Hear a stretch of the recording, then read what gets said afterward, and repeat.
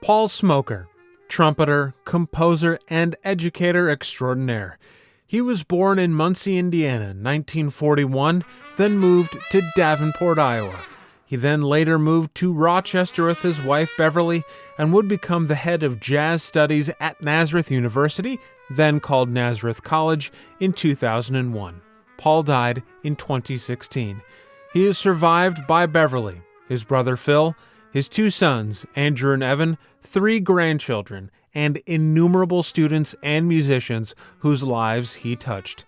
Paul was a character, and as his former student at Coe College and longtime collaborator Phil Haynes says, he left quite a first impression.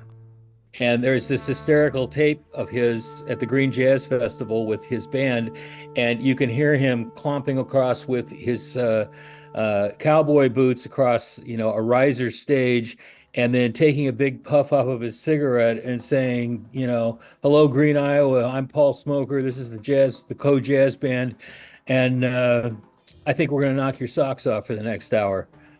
Then he turns around to the band. "You guys ready to play?" Yeah. Takes another big drag, and then I swear to God, he dropped it. You could hear him stomp out the thing on the.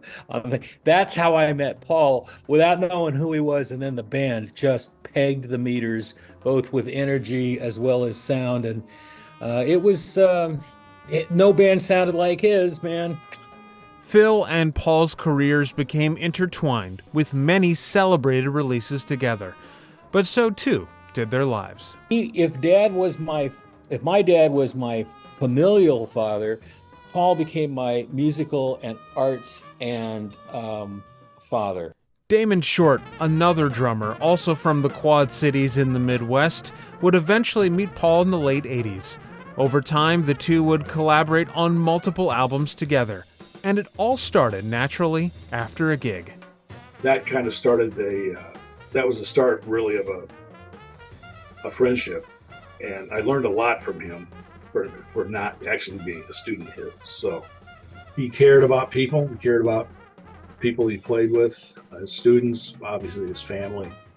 Brad Botts, the current jazz director at Nazareth and a former student of Paul's, felt that familial touch too, even when playing in what he called quite the intimidating recital.